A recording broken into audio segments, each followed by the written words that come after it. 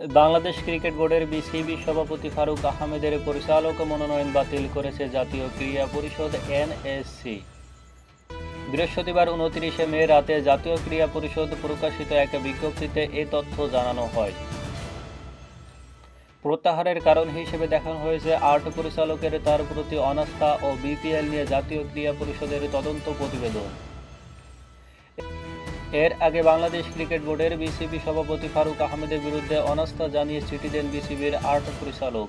বুধবার 28 মে ফারুকের বিরুদ্ধে একাধিক অভিযোগ এনে যুব ও ক্রীড়া মন্ত্রণালয়ের উপদেষ্টা বরাবর চিঠি লিখেছিলেন বোর্ড পরিচালকরা। যুব ও ক্রীড়া উপদেষ্টার সঙ্গে বৈঠকের পর বিসিবি সভাপতি ফারুক আহমেদ স্পষ্টভাবে জানান তিনি পদত্যাগ করবেন না। তবে পরিচালকের অনাস্থা প্রস্তাবে সাড়া দিয়ে জাতীয় ক্রীড়া পরিষদ এনএসসি ফারুকের মনোনয়ন বাতিল করেছে। জাতীয় ক্রীড়া পরিষদের এই বিজ্ঞপ্তির পর বিসিবি সভাপতির পদ শূন্য হয়ে গেল।